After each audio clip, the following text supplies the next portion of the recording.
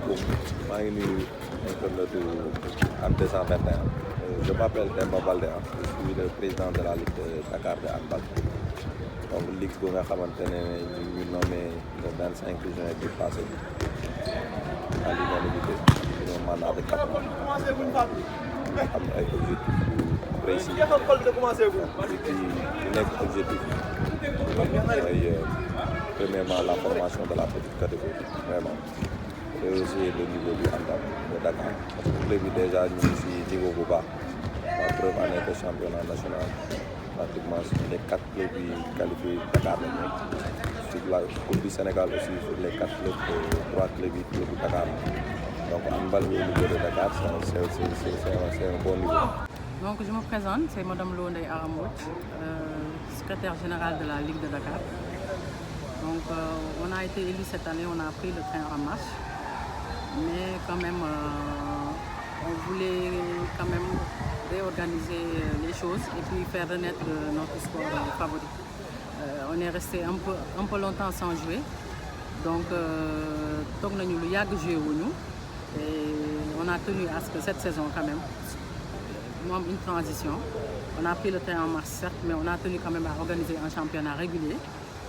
On l'a scindé en 2 zones, la zone de la banlieue et la zone de Dakar. On a pu compétir normalement et alhamdoulilah tout s'est bien passé. Et aujourd'hui on prépare les finales pour ce vendredi. Ligue bu bees bi ñëw nii objectif bi mooy nan la ñuy def pour xale yi jouer compétir la formation parce que le sport c'est la formation de la petite catégorie. Donc on a pu organiser 4 tournois de détection de petite catégorie à Guédiawaye. Donc on a mis en place même notre sélection régionale masculine avec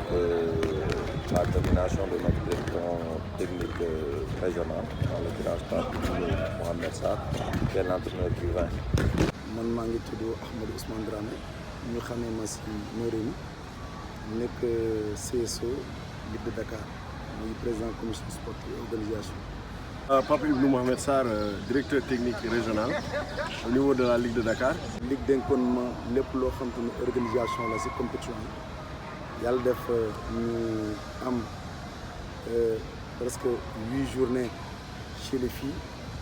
ak 8 journées chez les garçons. Donc au total moo nekk 6 journées yàlla def journée yooyu def nañ ko si jàmm léegi fi mu ne nii hormis demi-finale yi parce que boole ma ci demi-finale yi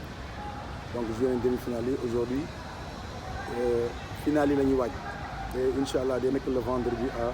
21h à 18h dimanche. jot nañu élire bureau bi depuis mois de juin 2021 commencé nañ suñu activité yi au niveau de la ligue avec des compétitions mais aussi au niveau de la direction technique régionale jotoon nañu def séance de détection avec les jeunes pour préparer woon Olympiade yi mais mujjewul en tout ça a été suspendu mais néanmoins dañu continuer suñu activité au niveau de la ligue de Dakar. On a mis en place les entraîneurs aussi ñun tamit ñu ngi liggéey. On va mettre bientôt en place aussi l'équipe régionale féminine, la nomination aussi des entraîneurs régionaux aussi ñu ngi koy def xam naa si fan yii di ñëw donc pour wane vraiment donc ñu ngi góorgóorlu di waxtu ak lépp lu ñu dénk si handballu Dakar pour ñëpp acteurs yëpp gis si seen bopp acteurs yëpp gis si seen bopp donc vraiment on est venu jàpp si liggéeyu handball Dakar formation bi surtout formation petite catégorie formation des entraîneurs formation des délégués médicaux des secrétaires administratifs et même des arbitres régionaux loolu bokk na si chantier yi nga xamante ne Ligue de Dakar jël na ko. On a eu aussi à organiser des tournois de petite catégorie ça nous tenait à cœur parce que ça fait partie de nos missions phares la réorganisation de la petite catégorie la relance de la petite catégorie donc si loolu lañu nekk woon di ci góorgóorlu bu baax. Et yàlla aussi dimbali nañu vraiment il y a eu même des équipes qui sont nées cette année on a vu Sen Handball Club on a vu aussi Malika je pense qu'il va être réaffilié cette année et on a vu aussi des clubs comme Cambérène et Dial Diop qui est revenu aussi on l'a vu en petite catégorie donc c'est des clubs yoo xamante ne tey jii c'est des satisfactions qu'on a au niveau de la ligue et on espère que Dakar pourra compter plus de 20 clubs l'année prochaine, Inch'Allah, avec un championnat plus régulier parce qu'on aura le temps de se préparer. Cette année, on a pris le train en marche, mais l'année prochaine, on aura plus de temps pour la préparation. Et je pense qu'avec l'équipe qui est derrière, le nouveau président Demba Baldé, l'équipe avec Ousmane, avec Kassus, Neifatou et Binta, et Youssou aussi qui fait un travail remarquable, et ainsi que tout le comité directeur, on va essayer de relever le défi quand même. Pour l'année prochaine, on organise un championnat plus relevé que celui-là, avec plus d'organisation, Inch'Allah. Une subvention fédération va permettre de organiser toutes les compétitions. Donc, comme je disais tout à l'heure, la Ligue bi installée depuis juin 2021. Optique il faut qu'il y ait une rupture par rapport à la Ligue. Nous organisons. Parce que nous avons remarqué, il y a 3 ans de cela, la Ligue était peut-être dans une léthargie. Nous avons une compétition jeune, à part la compétition du tournoi de montée, parce que nous avons une zone faratale. Et puis ça concerne que quelques équipes. Mais néanmoins, nous avons une expérience, nous avons donc déjà moi personnellement damay gërëm ligue bi j'ai confiance pour me placer à ma personne ndax expérience bi musuma ko dund déjà je n'ai jamais connu ça waaye le président Baldé avec toute son équipe ont eu confiance en moi dénk ma loolu et j'espère que les gens auront le temps de juger ligue bi. Mais au-delà de loolu l'année scolaire day ubbi on est en train de voir comment faire jouer le handball dans les écoles en partenariat avec les écoles, les IA. Donc là aussi nous aussi donc aussi avec l'accompagnement de l'inspectrice régionale de sport, mais aussi sous l'accompagnement aussi de la fédération sénégalaise de handball pour nous donner atteindre vraiment sur les objectifs. Donc nous lancer un appel solennel à l'ensemble des acteurs de bonne volonté pour la Ligue vraiment atteindre cet objectif. Donc, en termes de moyens techniques, financiers, en termes de moyens matériels, en termes de moyens techniques, nous pouvons atteindre ce objectif. Donc, c'est sur 4 ans. Donc, chaque année, on a eu l'objectif de nous assurer. Sant Yàlla bokk année bi dañ ko jël en compte. Sant Yàlla ba xale yi joué nañ ko su nekkee bëriwul ça a repris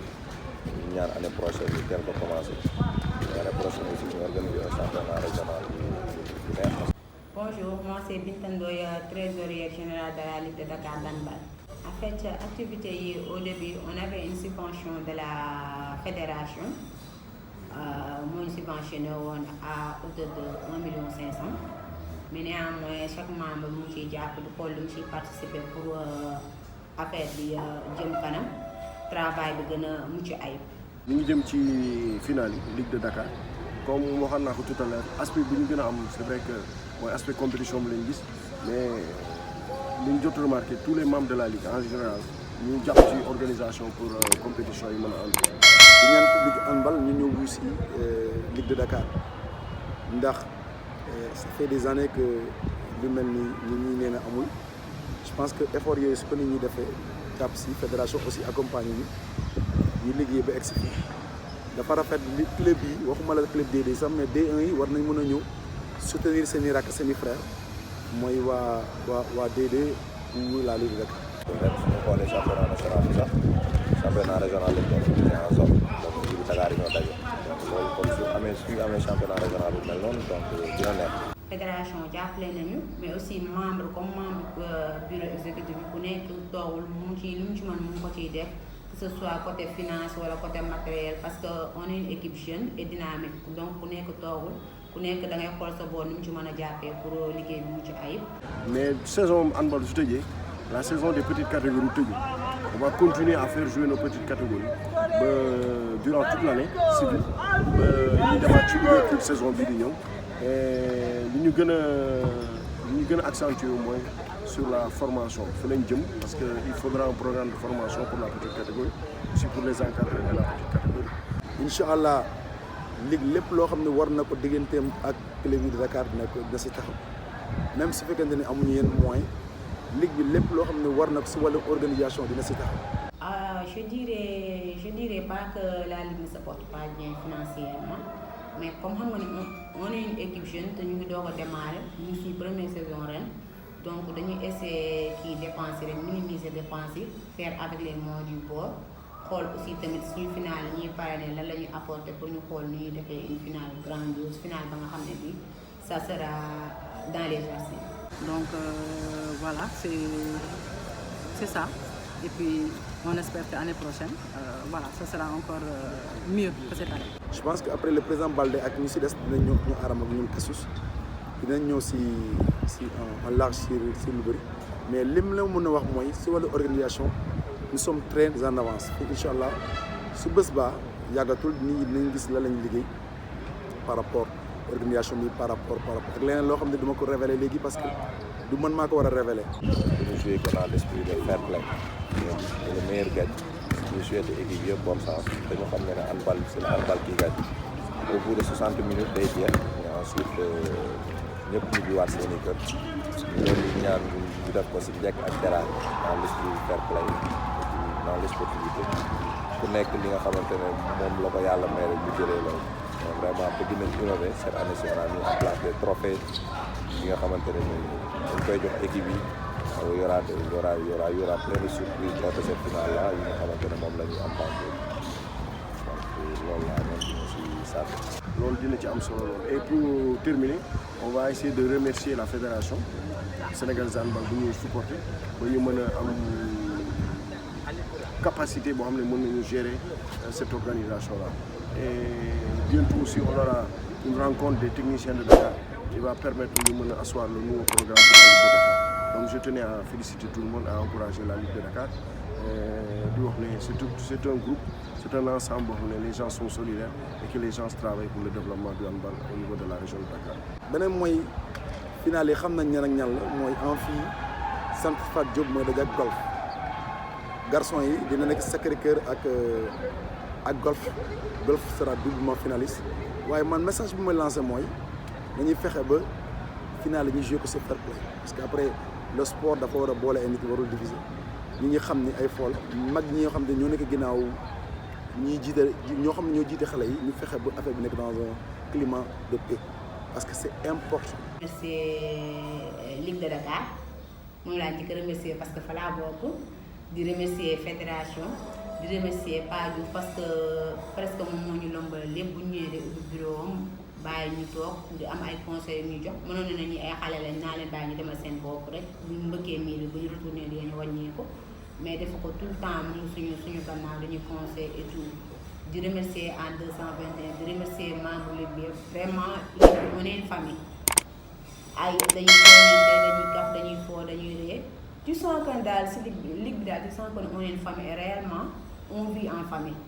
donc maa ngi remercier waa Ligue bi yëpp di remercier tout le monde di àndal